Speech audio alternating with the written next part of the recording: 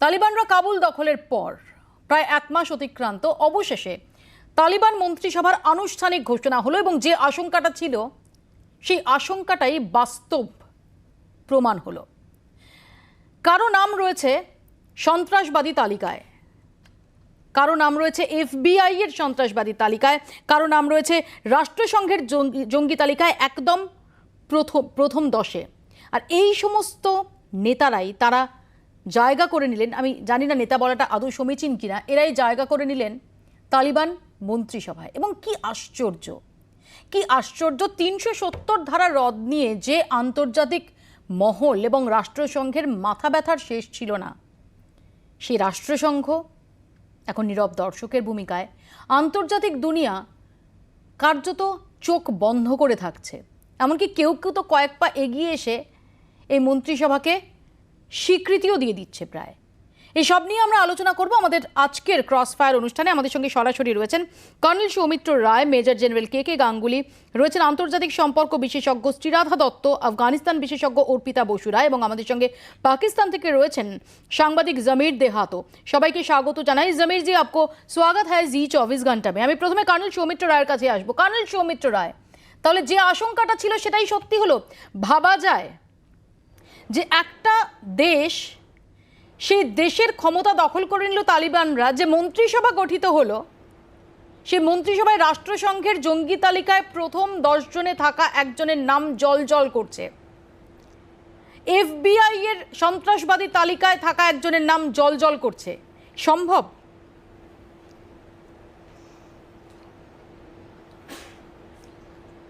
মৌপিয়া, এটা অত্যন্ত আশ্চর্যের ব্যাপার যে আন্তর্জাতিক মহল কেন এর ওপরে চুপ করে আছে। শুধু আমি একটু ছোট্ট করে বলতে চাই যে 33 জন এর নাম ঘোষণা করলো তালিবান, তার ভেতরে 18 জন কিন্তু সন্ত্রাসবাদের তালিকায় ভুক্ত। শুধু তাই না, তারা ইন্টারন্যাশনালি একটা বিরাট CIA তরফ থেকে $1 মিলিয়ন তার এক একজনের মাথার দাম। এটা আমরা যেরকম অ্যান্টিসিপেট করেছিলাম যে ইসলামিক ক্যালিফেট, সেই ক্যালিফেটের একটা বেস তৈরি হলো আফগানিস্তানের এই সরকার। কেন আমরা এরপরে চুপ করে আছি? শুধু তাই না, আরেকটা নাম আমি বলতে চাই যেটা উঠে আসেনি, অত্যন্ত গুরুত্বপূর্ণ নাম, সেটা হচ্ছে ডেপুটি ইন্টেলিজেন্স চিফ এই তালিবান সরকারের। তার নাম হচ্ছে তাজ মির জাওয়ি।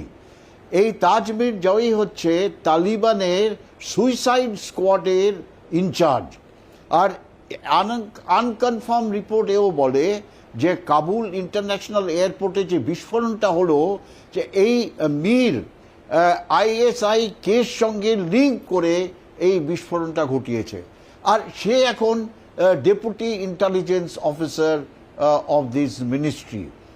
এটা অত্যন্ত একটা গভীর চিন্তার ব্যাপার, শুধু আমাদের জন্য না, যারা এই সরকার গঠনে মদত দিল।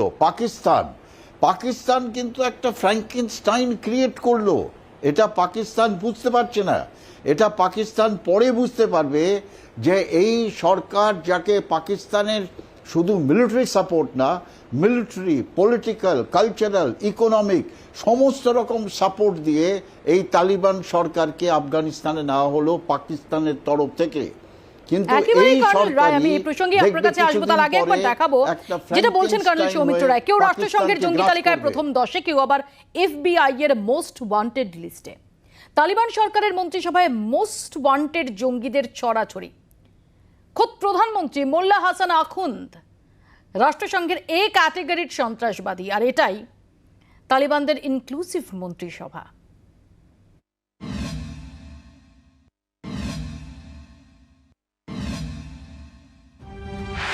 মোস্ট ওয়ান্টেড সন্ত্রাসবাদীদের নিয়ে কাজ শুরু করছে তালিবান সরকার। আফগান সংবাদ মাধ্যম সূত্রে খবর, তালিবানদের সর্বোচ্চ নেতা হিমাতুল্লাহ আখুন্দ-জাদাকে চাপ দিয়েই নতুন মন্ত্রিসভার শিলমোহর দেওয়ানো হয়েছে। তাই হাসান আখুন্দ, সিরাজউদ্দিন হক্কানিরা কার্যত মন্ত্রিসভার দখল নিয়েছেন। এদের প্রত্যেকের বিরুদ্ধেই মারাত্মক সব অভিযোগ। মোল্লা মোহাম্মদ হাসান আখুন্দ মোল্লা ওমরের ঘনিষ্ঠ সহযোগী। 1996 থেকে 2001 সাল পর্যন্ত আফগানিস্তানের বিদেশমন্ত্রী ছিলেন। আখুন্দের বিরুদ্ধে খুন, গণহত্যা, মানবাধিকার লঙ্ঘনের বহু অভিযোগ। রাষ্ট্রসংঘের মানবাধিকার কমিশনে 20টি অভিযোগ জমা পড়ে। 2 দশক আগে আখুন্দকে সন্ত্রাসবাদী ঘোষণা করা হয়। স্বরাষ্ট্রমন্ত্রী সিরাজউদ্দিন হাক্কানি এদিক থেকে সবার উপরে। মার্কিন দূতাবাসে হামলায় অভিযুক্ত। 1 ডজনের বেশি নাশকতায় সক্রিয় যোগাযোগের অভিযোগ। $50 লক্ষ মাথার দাম ঘোষণা করেছে FBI। উদ্বাস্তু মন্ত্রী যিনি, তার অত্যাচারে কয়েক হাজারা সম্প্রদায়ের মানুষকে চরম পরিণতির মুখে পড়তে হয় বলে অভিযোগ। হাজারা সম্প্রদায়ের উপর গণহত্যার অভিযোগ। মার্কিন সেনা কনভয়ে হামলায় অভিযুক্ত। আন্তর্জাতিক সংস্থা আফগান জাস্টিসের রিপোর্ট বলছে তালিবান মন্ত্রিসভায় 70% মন্ত্রী সন্ত্রাসে অভিযুক্ত। এদের বেশিরভাগ গণহত্যা ও চরম মানবাধিকার লঙ্ঘনে অভিযুক্ত। হাক্কানিদের মন্ত্রিসভায় আনার মধ্যেই স্পষ্ট আগামী দিনে কোন পথে হাঁটতে চলেছে তালিবানরা। বিষয়টি নিয়ে তোলপাড় শুরু হতেই বৃহস্পতিবার সকালে আসে তালিবানদের সর্বোচ্চ নেতা আখুনজাদার বিবৃতি। বলা হয়, যোগ্য লোকদেরই দায়িত্ব দেওয়া আইন মেনেই সেই কথা মাথায় রেখে অভিজ্ঞদের মন্ত্রিসভায় আনা হয়েছে। আন্তর্জাতিক মহলের আশঙ্কা তালিবানরা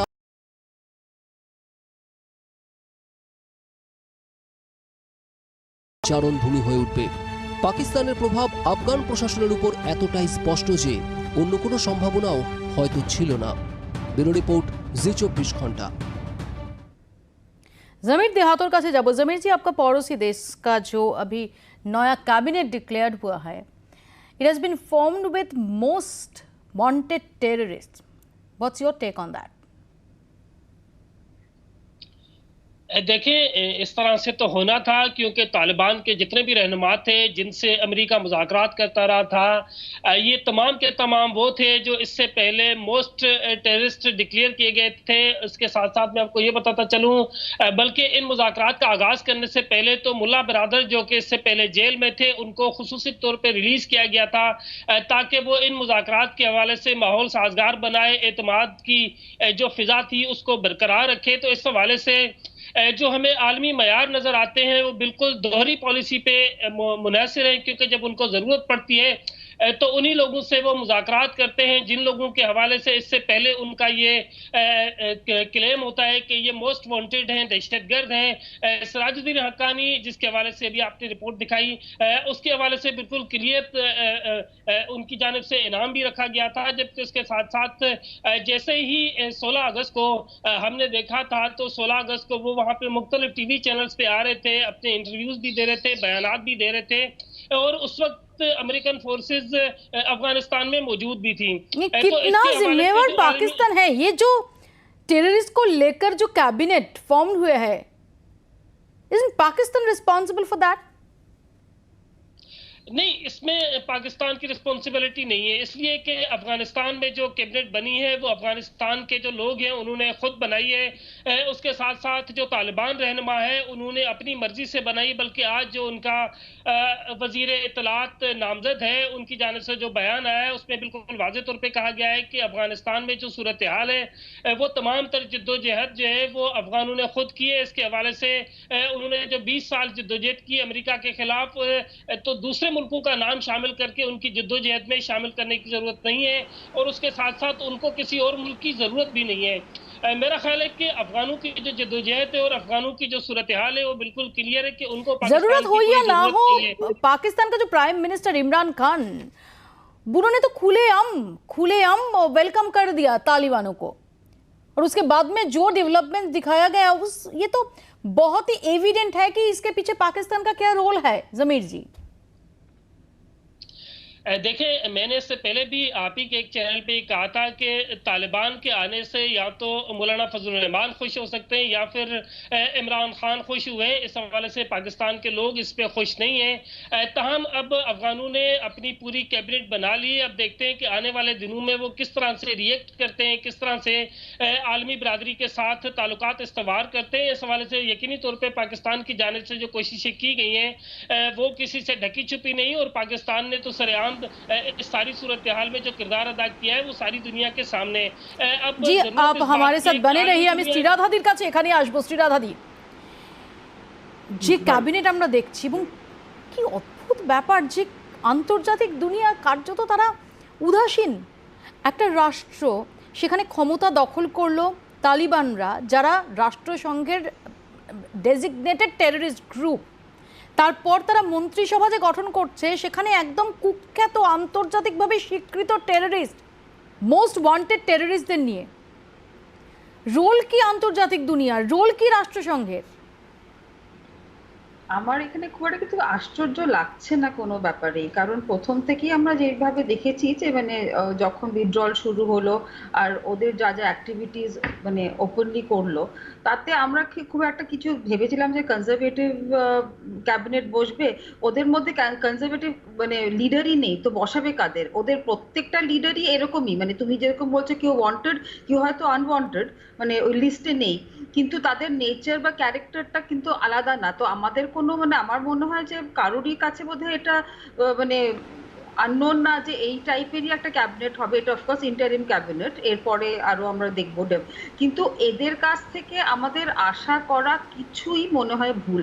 এরা অফকোর্স স্টেটমেন্ট দিচ্ছেন, আমি এটা বারবারও বলছি যে আফগানিস্তান যতই পাকিস্তানের সাপোর্ট পাক, ওরা নিজেরা ম্যানেজ করতে পারবে না। ওদের মানে লোকদের তো খাওয়াতে হবে, মানে একটা গভর্নমেন্ট বসালে তো হবে না, দেশটাকে চালাতে হবে। দেশটা চালাবার মতো রিসোর্সেস ওদের কাছে নেই। পাকিস্তানের নিজেদের খাবার অবস্থা নেই, তো তারা আফগানিস্তানকে কি হেল্প দেবে? সেই জায়গাতে আপনি সাউথ এশিয়ান নেবার বলুন, ভারতবর্ষ অফকোর্স একটা ইম্পর্টেন্ট নেবার হয়ে যায়, প্লাস ইন্টারন্যাশনাল সাপোর্ট মানে এড বা মানে আরো যেগুলো আমরা ইন্টারন্যাশনাল কমিউনিটি থেকে যেটা এক্সপেক্ট করি, সেইগুলোর একটা লিভারেজ আসতে হবে একটা সার্টেন পয়েন্ট। এখন এরা একটা জোর গলায় যে এরকম ভাবে বলছে, আমাদের মধ্যে এটা মানে এক্সপেক্ট করাই ভুল যে এদের থেকে কোনো আমরা মডারেশন বা কোনো সফটওয়্যার ভয়েস পাবো। এরা এরকমই, কিন্তু এট দ্য সেম টাইম এরা বারবার মানে অফকোর্স নিজেদের জায়গাটা ঠিক করার জন্য বলছে যারা অ্যান্টি ইন্ডিয়া অ্যাক্টিভিটি ওরা করতে দেবে না, আর ওরা চাইছে দ্যাট সারিয়া ল মেনটেন করে বাকি যা যা ইন্টারন্যাশনাল কমিউনিটি সিস্টেমে যা যা করা যায় মানে অ্যাপ্লিকেবল হয় সেইগুলো ওরা মানবে। কিন্তু এটা তো কমপ্লিটলি ওপেন টু ইন্টারপ্রিটেশন না, যে আমি আমার ইসলামিক ল কিভাবে ইন্টারপ্রেট করছি। মানে ওরা একটা ভাবে করতে পারে, আমরা অনেক ইসলামিক দেশ দেখেছি আসে, মানে ইন্দোনেশিয়া, মালয়েশিয়া, বাংলাদেশ, তাদের ইন্টারপ্রিটেশন আলাদা। কিন্তু আমার ধারণা যেটা যে এই প্রথমে এখন একটা এক্সাইটমেন্ট, একটা এদের মধ্যেও তো অনেক ডিভিশন, অনেক রেশারেশি আছে, তো এটা ওভারনাইট যে স্টেবল হয়ে যাবে গভর্নমেন্ট সেটাও কিন্তু না। আমি আসবো এই প্রসঙ্গে শ্রীরাধাদি, আমি অর্পিতা এবং মেজর জেনারেল কে কে গাঙ্গুলির কাছেও আসবো। ছোট্ট একটা বিরতি আমাকে তার আগে নিতে হচ্ছে, ফিরে আসছি বিরতির পর। দেখতে থাকুন ক্রস ফায়ার।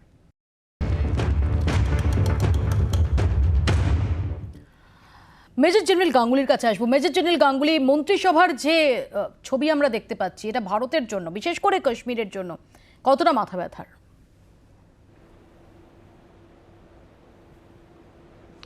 দেখুন, এটা বিশেষ চিন্তার বিষয় হয়ে রইল, কারণ শুধুমাত্র আফগানিস্তানের জন্য নয়, এটা সমস্ত এলাকার আঞ্চলিক সিকিউরিটি যেটাকে আমরা বলি, তার বিরুদ্ধেও একটা সম্ভাবনা দেখা যাচ্ছে যে আর শান্তিপূর্ণ এই অঞ্চলটা থাকবে না। কারণ যারা একবার এই ধরনের সাংঘাতিক সন্ত্রাসবাদী হয়ে উঠেছে, তারা সন্ত্রাসের মাধ্যমেই কাজ করবে, শান্তির মাধ্যমে তারা কাজ করবে বলে আমার তো মনে হয় না। দ্বিতীয় কথা হচ্ছে যে যখন এই প্রস্তাবটা এসেছিল ইউনাইটেড স্টেটসের, যেটা হচ্ছে গিয়ে রাষ্ট্রসভায়, যেখানে যেটা সুরক্ষা কমিটিতে এসছিল, তখন কিন্তু আমরা দেখেছিলাম যে বড় বড় 4-5টা শক্তিধর রাষ্ট্র তারা কিন্তু চুপ করেছিল, তারা নাও বলেনি, হ্যাঁও বলেনি। এই অবস্থায় তখন আমাদের বোঝা উচিত ছিল যে তারা যদিও মুখে কথা বলছে না, কিন্তু তবুও মনে মনে তাদের এই সমর্থন আছে। এই সন্ত্রাসবাদীদের দ্বারা যে সরকার তৈরি হচ্ছে, ক্ষমতা দখল করে নেওয়া হচ্ছে, এতে এই সমস্ত রাষ্ট্রের একটা সামান্য হলেও তাদের একটা ইচ্ছা রয়েছে। যেমন ধরুন, আজকে আমি অবাক হয়ে যাচ্ছি, পাকিস্তান তো বটেই, তার সঙ্গে রাশিয়া এবং চীন, ইরান, কাতার, এই সমস্ত রাষ্ট্রগুলো চুপচাপ করে রয়েছে, কেউ কোনো কথা বলছে না। আজকে এই রাষ্ট্রসংঘের আর কি ভ্যালু রইল? এক্স্যাক্টলি, এটাই যখন সবচেয়ে বড় রাষ্ট্রসংঘ প্রশ্ন হয়ে দাঁড়াচ্ছে যে তাহলে একটা- রাষ্ট্রসংঘের একটা মূল্য আইন কি রইল? আমি করেছে। আসবো আপনার কাছে মেজর জেনারেল গাঙ্গুলি, আমি অর্পিতার কাছে এখানেই আসবো। অর্পিতা, যে পরিস্থিতি হলো তারপর কি আর আদৌ, আমরা তো জানি যে ভারতের তরফ থেকে বেট অ্যান্ড ওয়াচ করা হচ্ছিল এবং ট্র্যাক 2 সেটা শুরু করা যায় কিনা এইসব নিয়েও ভাবনা চিন্তা চলছিল, কিন্তু যেখানে মোস্ট ওয়ান্টেড টেররিস্টদের নিয়ে একটা মন্ত্রিসভা হয়েছে, ভারতের মতো একটা দেশের পক্ষে কোনোভাবে কোনো কূটনৈতিক স্থাপনের কি আদৌ কোনো জায়গা রয়েছে, তার পরিসর রয়েছে?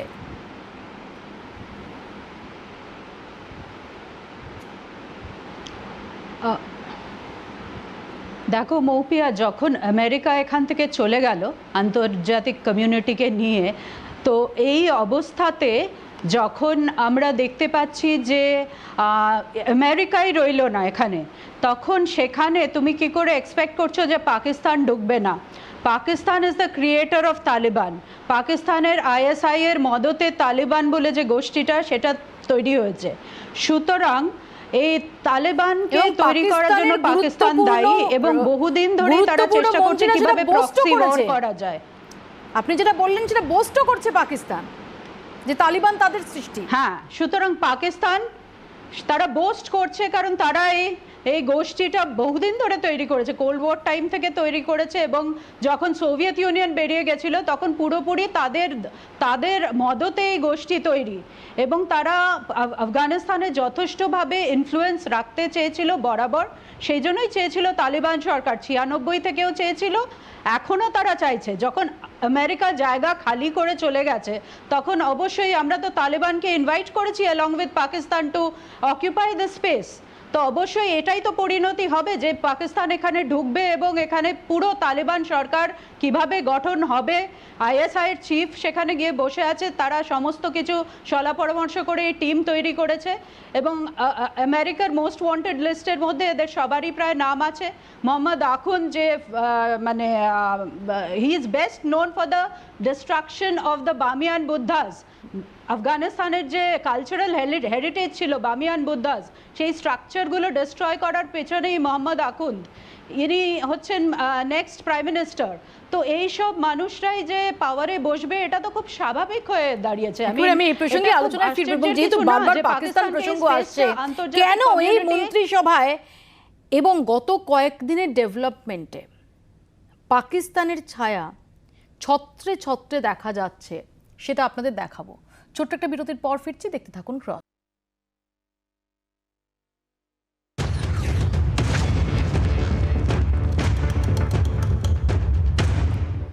আফগান মন্ত্রিসভায় পাকিস্তানি ছাপ, প্রধানমন্ত্রী মোল্লা আখুন থেকে অভ্যন্তরীণ মন্ত্রী সিরাজউদ্দিন হাক্কানি। কূটনৈতিক মহলের মতে তালিবান জমানায় বেছে বেছে মন্ত্রী নির্বাচন করেছে পাক গুপ্তচর সংস্থা আইএসআই, যা নয়াদিল্লির রক্তচাপ বাড়ানোর জন্য যথেষ্ট।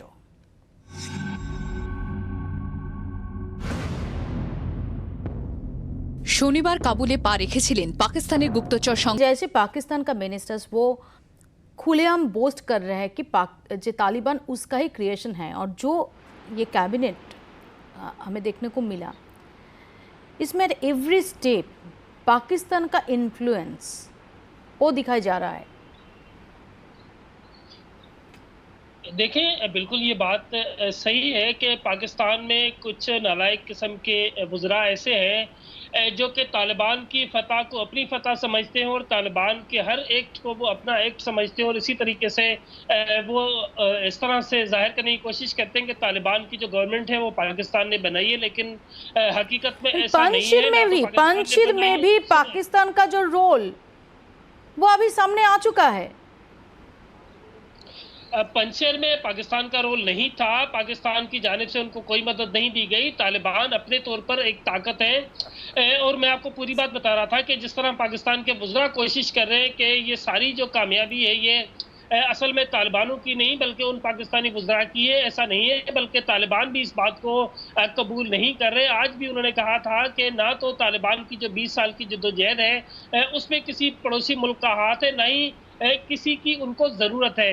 अलबत्ता पाकिस्तान की जानिब से उनको पूरी सपोर्ट की जा रही है, इसमें कोई शक नहीं है। उसके साथ साथ पाकिस्तानी वजीर खारजा की जानिब से पूरी कोशिश की जा रही है कि इस सारे अफगान मामले पर जो सूरत हाल बन रही है उसमें पाकिस्तान क्या किरदार अदा कर सकता है, इसमें भी किसी से ढकी छुपी नहीं है। आज भी वजीर खारजा की जानिब से जो पड़ोसी ममालिक है उनके साथ एक खुसूसी निशिस्त की गई थी डिजिटलाइजेशन के जरिए, बहुत सारे एक्सपर्ट्स, जमीर जी, बहुत सारे एक्सपर्ट्स उनका ये कहना है कि पाकिस्तान ने एक फ्रैंकेनस्टाइन को क्रिएट कर रहा है।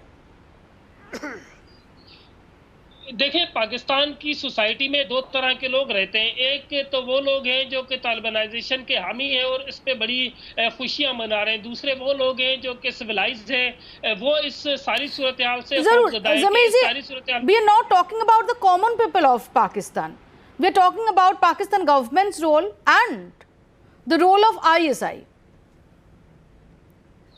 देखिए, पाकिस्तान गवर्नमेंट के हवाले से भी बताऊं कि वजीर इत्तलात और नशरियात जो पाकिस्तान के फवाद चौधरी, उनकी जानिब से आज ही एक बयान आया है जिसमें उन्होंने ये कहा है कि तालिबान की हुकूमत के हवाले से रद्द-ए-अमल देना इस वक्त कबल अज़ वक्त होगा, वक्त आने पर इसके हवाले से रद्द-ए-अमल दिया जाएगा। जबकि दूसरी जानिब हमारे कुछ बुजुर्ग इस सारी कामयाबी को अपनी कामयाबी समझ के ढोल बजा रहे हैं। तो पाकिस्तान की जानिब से भी अभी तक कोई वाज़ेह तौर पर ऐलान नहीं किया गया है तालिबान को कबूल करने के हवाले से। अलबत्ता एक चीज जरूर है कि जो ISI chief general Faiz Hamid हैं, उन्होंने काबुल का दौरा किया था और खासतौर पे काबुल में जो कैबिनेट की तरतीब थी उससे पहले उन्होंने अफगान रहनुमाओं से मुलाकातें भी की थी और अफगान हुकूमत की जानिब से उनसे मदद भी मांगी गई थी। और इस हवाले से पाकिस्तान ने Tell me one thing, Zamir ji, tell me one thing. After accommodating so many most wanted terrorists in the cabinet, don't you feel that Afghanistan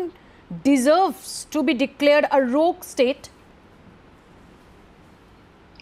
देखिए, अफगानिस्तान की जो इस वक्त काबीना है उसमें जितने भी मोस्ट वांटेड हैं, मैंने आपको कहा था कि जितने भी आलमी ताकतें हैं उनका दोहरा मयार है, उनकी पॉलिसीज सिर्फ अपने मफादात के गिर्द घूमती हैं। इन्हीं तमाम जो दहशतगर्द थे, जो आलमी दहशतगर्द डिक्लेयर किए गए थे, उनसे अमरीका मुज़ाकरात करता रहा है दोहा में। उसके साथ साथ कई मामलात पे इन तमाम लोगों से अमरीका बराह रास्त भी मुज़ाकरात करता रहा है। तो आने वाले दिनों में देखते हैं जो यूरोपियन कंट्रीज हैं, खास तौर पे वो तमाम लोग जिनको इससे पहले उन्होंने दहशतगर्द डिक्लेयर किया था, आने वाले दिनों में उनको एक्सेप्ट करते हैं या फिर उनको मजीद उनके हवाले से कोई सैंक्शंस लगाते हैं। लेकिन मुझे बज़ाहिर ऐसा लगता है कि यूरोपियन कंट्रीज को बिलाखिर इन्हीं दहशतगर्दों के साथ दोबारा टेबल टॉक करनी पड़ेगी और इन्हीं दहशतगर्दों के साथ उनको दोबारा बैठना पड़ेगा जिस तरह उनको पहले बैठना पड़ा था दोहा में। तो इस हवाले से कोई भी राय देना कबल अज़ वक्त होगा कि जिन लोगों को इससे पहले अमेरिका समेत दुनिया भर के लोगों ने आलमी दहशतगर्द करार दिया था, आने वाले दिनों में वो उनको किस तरह से देखते हैं, क्योंकि उन तमाम लोगों को बाज़ाब्ता तौर पे अफगानिस्तान की हुकूमत का हिस्सा बना दिया गया है, आर्जी हुकूमत का हिस्सा। और जी जो उनके खिलाफ अब फिर से हमारे साथ बने रहिए जमीर जी, मैं वापस आऊंगी आपके पास। আমি কর্নেল সৌমিত্র রায়ের কাছে এখানে আসবো যে কর্নেল রায় কোনো ঢাক ঢাক গুড়গুড় কোনো দ্বিচারিতাও নয়, সরাসরি পাকিস্তানের যে রোল, পাকিস্তান এবং আফগানিস্তান কি সত্যি রোগ স্টেট হওয়ার জায়গায় দাঁড়িয়ে নেই?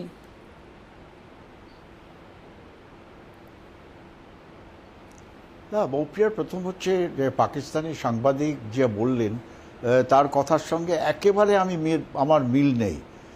মনে হচ্ছে যে উনি is very scared of Pakistan army and ISI।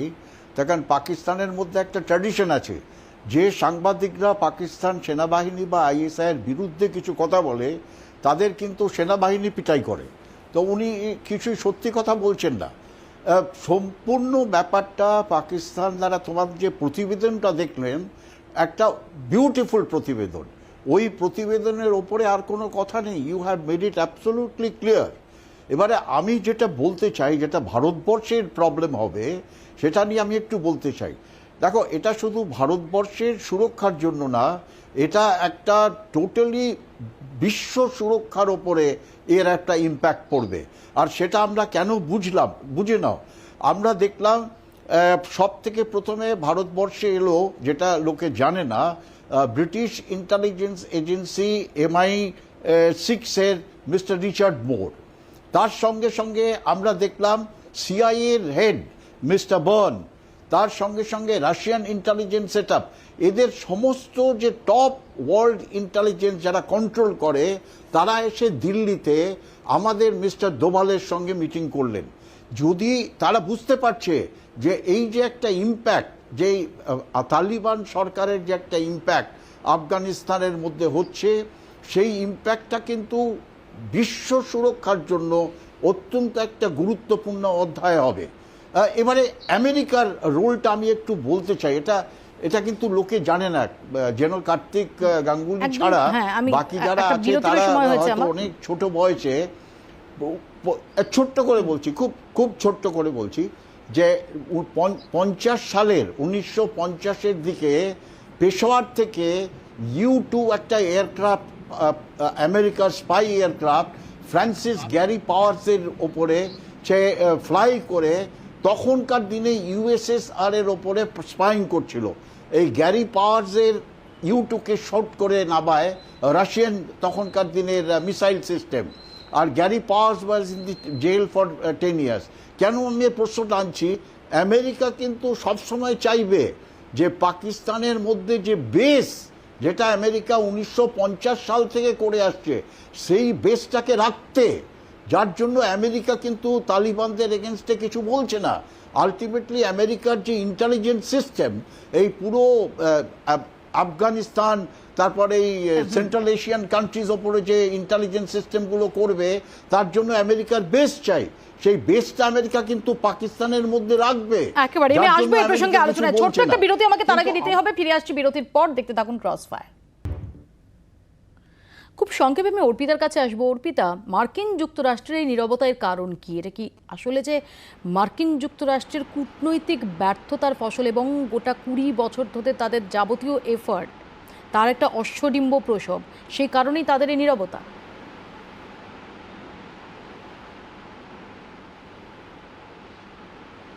দেখুন, মার্কিন যুক্তরাষ্ট্র বহুদিন আগেই বুঝেছিল যে তারা আর এখানে সাস্টেইন করতে পারবে না, কারণ তারা যখন বেরিয়ে যাওয়ার ডিসিশন নিল, এটা কিন্তু বেশ কিছুদিন আগে চলছে, মানে কয়েক বছর ধরে এই প্রক্রিয়া চলছে। 2014 সালেও আমরা দেখেছি বারাক ওবামা একটা প্রচেষ্টা করেছিল ট্রুপ উইথড্র করার এবং সিগনিফিকেন্টলি রিডিউস করে দিয়েছিল ট্রুপ, কারণ ওদের কিন্তু ইন্টারনাল পাবলিক ওপিনিয়নও অনেক কোয়েশ্চেন তুলেছিল এই ইন্টারভেনশনটার প্রতি, যে কতদিন তোমরা এইভাবে বিদেশের জমিতে পড়ে থাকবে, আমাদের ইয়াং সোলজার্সরা মারা যাবে ইত্যাদি। তো একটা ইন্টারনাল পাবলিক ওপিনিয়ন প্রেশার ছিল তাদের উপর, এবং তারাও বুঝতে পারছিল কিছুটা এই যুদ্ধটা ফিউটাইল হয়ে যাচ্ছে, কারণ যে গভর্নমেন্ট তারা স্থাপন করেছেন, হামিদ কারজাইয়ের প্রথমে, তারপর আশরাফ গানির, সেই গভর্নমেন্টের ইনফ্লুয়েন্সটা কিন্তু গোটা আফগানিস্তানে ছিল না, এটা কিছুটা সীমিত ছিল কিছু কিছু আরবান সেন্টার্সে।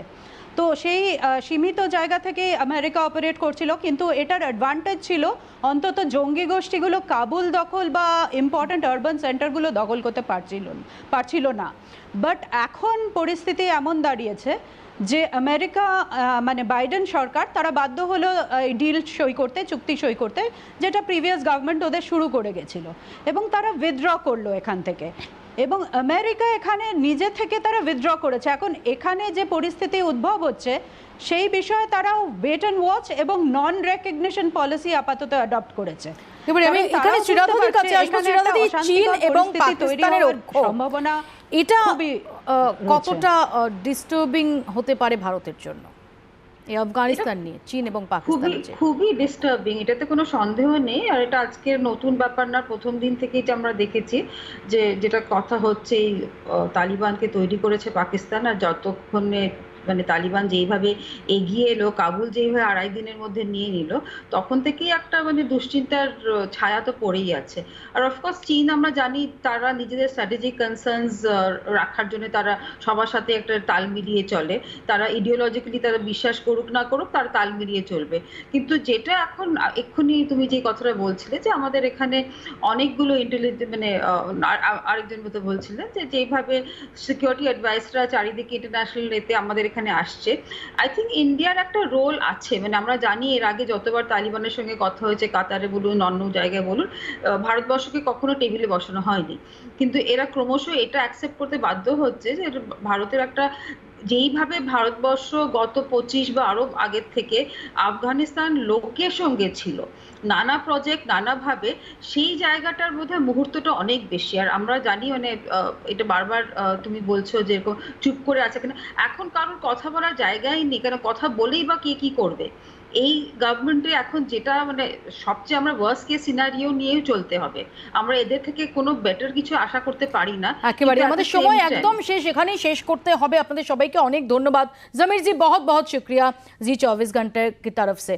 আমাদের আপাতত ক্রসফায়ার এখানেই শেষ করতে হবে। দেখতে থাকুন জি 24 ঘন্টা।